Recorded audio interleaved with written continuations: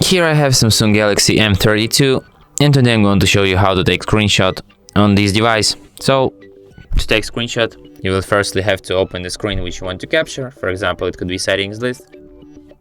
And then what you have to do is to hold down combination of keys, power key and volume down at the same time for a short while, like this. And that's how you take screenshot.